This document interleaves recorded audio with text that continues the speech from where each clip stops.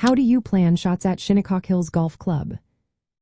Imagine standing on a course where every shot feels like a puzzle piece fitting perfectly into a grand design.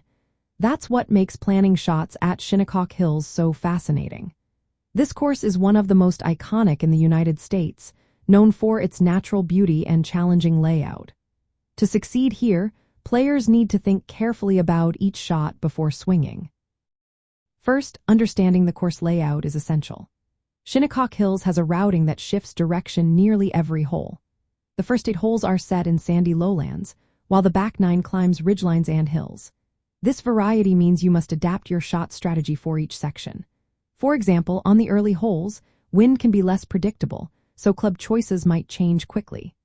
On the back 9, the elevation changes and natural landforms influence how the ball rolls and reacts. Next, wind plays a major role in shot planning. The course's exposure to the Atlantic Ocean means wind can come from many directions and vary in strength. You need to assess the wind carefully before each shot. Playing into the wind might requiring a club with more loft or a lower ball flight, while with the wind, you might choose a more aggressive shot. Crosswinds demand precise aim to keep the ball on target. Accuracy off the tee is vital because the fairways are narrow and guarded by bunkers and natural hazards. Picking the right line from the tee can prevent trouble and set up easier approach shots. For instance, on the 3rd hole, you want to carry bunkers short left, so selecting a club that lands safely and stops is key. On the 9th hole, an aggressive drive up the left side can shorten the approach but increases risk. Approach shots at Shinnecock are all about precision.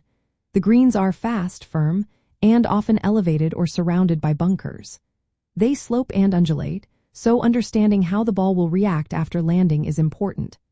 On the 11th and 17th holes, greens are shallow and angled, requiring a specific shot shape and landing spot.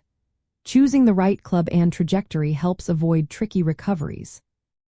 Having course knowledge makes a big difference. Knowing the subtle slopes, contours, and ground conditions helps predict how the ball will run out or hold. Players familiar with Shinnecock develop a feel for how much roll to expect, which guides club selection and shot execution. Playing here also means adjusting to firm and fast conditions.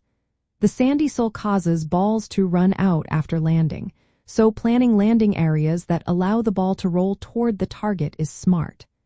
But caution is needed to avoid overshooting greens or landing in hazards.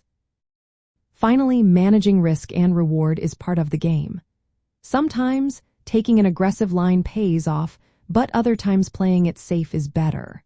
For example, on the 2nd hole, an uphill par 3, careful club choice and shot shape are necessary to avoid bunkers and wind effects.